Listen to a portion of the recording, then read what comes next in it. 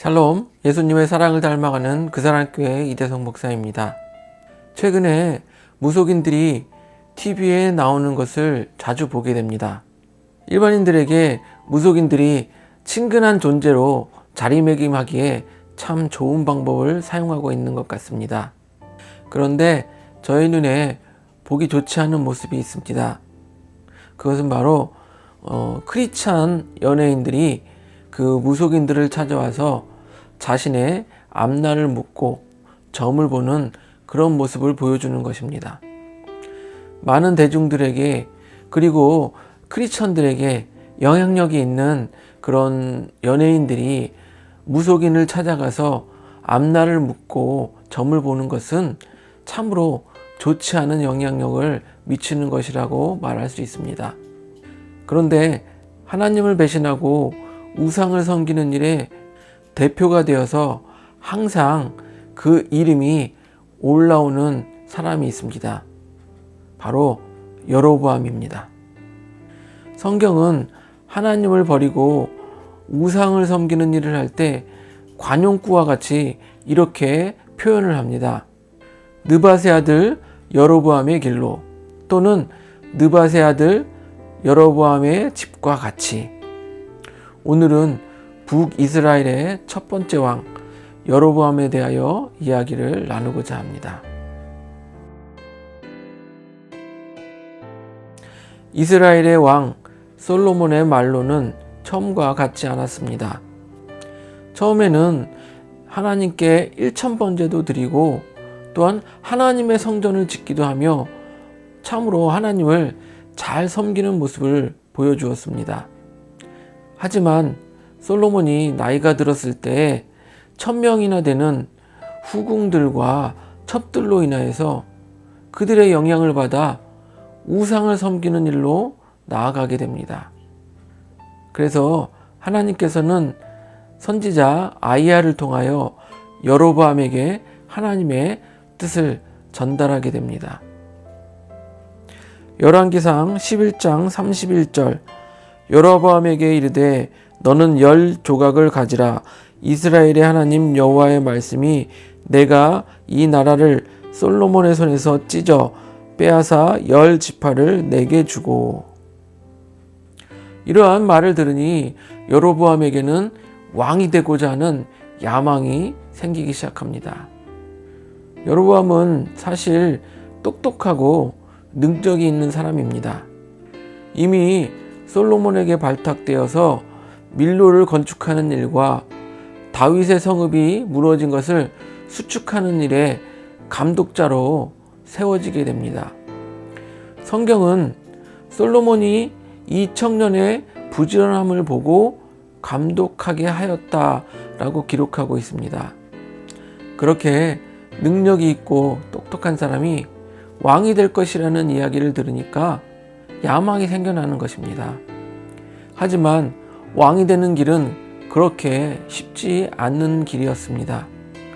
솔로몬이 그 사실을 듣고 여로보암을 죽이려 했기 때문입니다. 그래서 여로보암은 솔로몬을 피하여 이집트로 도망하였습니다. 이제 솔로몬이 죽고 그의 아들 르호보암이 왕이 되었는데 이미 백성들은 이 솔로몬에 의하여 고된 노역에 지쳐 있었습니다. 그래서 여로보암은 이 노동자들의 편에 서서 그들과 함께 르호보암을 찾아가 자신들의 요구를 말하게 됩니다. 열왕기상 12장 4절 왕의 아버지가 우리의 멍에를 무겁게 하였으나 왕은 이제 왕의 아버지가 우리에게 시킨 고역과 매운 무거운 멍에를 가볍게 하소서. 그리하시면 우리가 왕을 섬기겠나이다. 여로보암이 이 노동자들과 백성들의 편에 서서 왕과 대항하여 싸우고 있는 모습처럼 보입니다. 하지만 실은 이 여로보암이 왕과 백성들 사이를 이간질하고 있는 것입니다. 그렇게 여로보암의 시작은 이 백성들의 인기를 힘입어서 시작하게 된 것입니다. 르호보암은 백성들의 요구를 들어주지 않았고 결국 백성들은 자신들의 편에서 싸워준 여로보암을 자신들의 왕으로 세우게 되는 것입니다. 그렇게 이스라엘은 르호보암의 남유다와 또한 여로보암의 북이스라엘 이렇게 둘로 나뉘게 된 것입니다. 여로보암의 마음속에는 백성들의 인기를 얻어서 왕이 되려고 하는 마음과 또한 그 백성들의 인기를 유지하려는 생각이 가득 차 있었습니다. 그래서 하나님께 제사 드리는 그 일을 자기 마음대로 하는 그런 죄를 범하게 됩니다. 열왕기상 12장 27절 만일 이 백성이 예루살렘에 있는 여호와의 성전에 제사를 드리고자 하여 올라가면 이 백성의 마음이 유다 왕 된 그들의 주 르호보암에게로 돌아가서 나를 죽이고 유다의 왕 르호보암에게로 돌아가리로다 하고, 백성들이 예루살렘으로 제사를 드리러 가게 되면 유다 왕 르호보암에게 마음을 빼앗기고 그에게 돌아갈 것이라고 생각한 것입니다. 그래서 여로보암은 금송아지 둘을 만들어서 하나는 베델에 하나는 단에 두고 이렇게 말을 합니다. 이 금송아지가 너희를 애굽에서 인도하여 올린 너희들의 신이다. 여로보암은 그렇게 자신의 왕권을 유지하기 위하여 백성들에게 우상을 섬기게 한 것입니다. 또한 여로보암은 산당들을 짓고 레위 자손이 아닌 보통 백성들을 제사장으로 삼는 죄를 범하기도 합니다.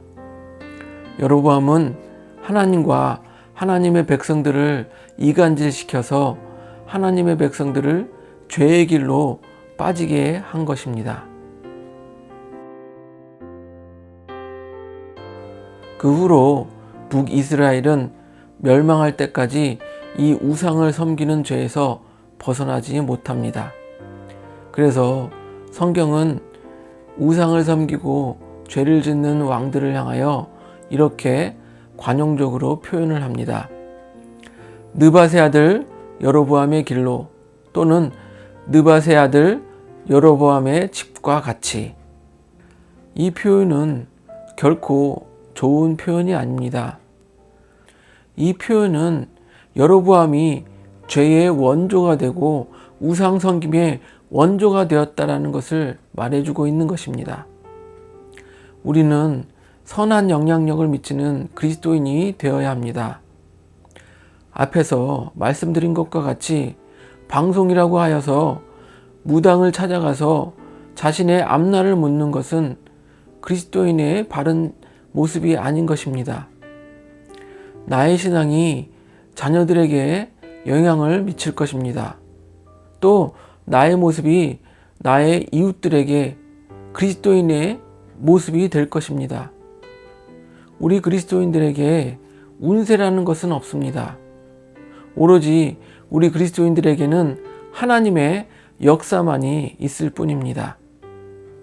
여로보암과 같이 이 우상 섬김의 상징이 되느냐, 아니면 선한 영향력을 미치는 그리스도인이 되느냐, 이것은 우리의 선택일 것입니다.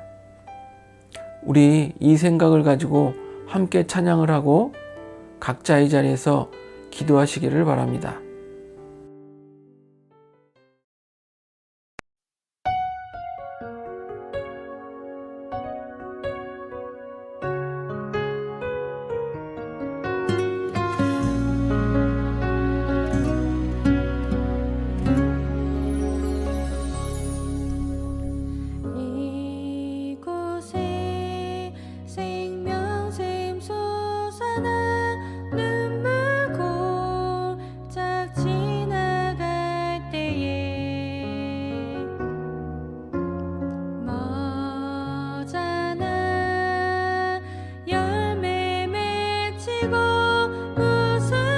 웃음소리 넘쳐나리라.